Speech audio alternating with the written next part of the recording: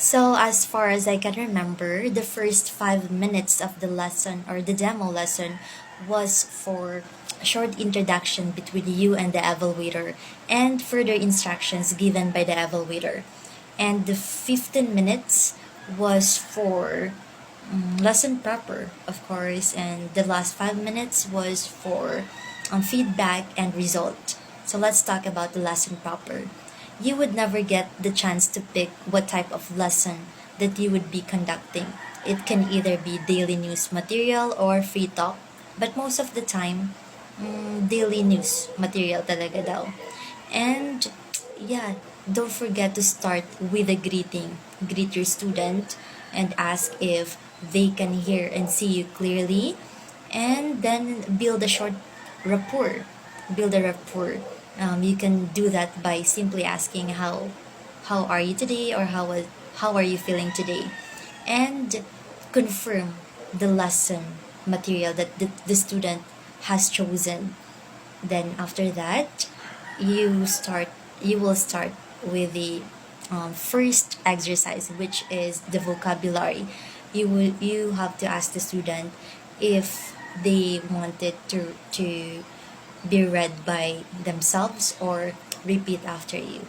So when they want to repeat after you, then you just read the words and then meanings and sample sentences and let the student repeat it. And don't forget to ask if the student has any questions or clarifications at the end of every exercise.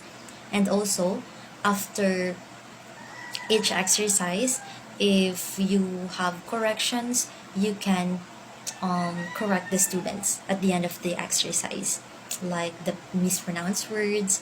And then after the exercise 1, you proceed to exercise 2, which is the article. So same thing, you have to ask the student if they would like or prefer to read it by themselves or repeat after you. And of course, expect that the evaluator would ask you many questions, or I don't know, but in my case, yeah, I was asked different questions by the evaluator, most especially words that I needed to explain and elaborate and use it in my own sentences. Sample sentence. I had to create sample sentences for each word. And of course, do not forget to maximize the use of the chat box. Make sure that everything you say, I'm sorry, every explanation or important details, you have to put it in the chat box. And then after all the exercises, make sure that the last 1 minute would be spent for feedback. So in my case, I always follow the sandwich method. It's about positive, negative, positive. So first, you have to focus on the student's strength, or yeah, the positive side. Like for example, I like how you were able to express your thoughts. Your grammar was quite good. You spoke English clearly, something like that, and then follow it by saying their weaknesses. Like, however, you have to focus more on your vocabulary. You may read English dictionary so that you will be able to widen your vocabulary. Then after that, end it with a positive one or compliment. Summarize everything with a compliment, like, overall you did a great job and your ideas were all superb. Yeah.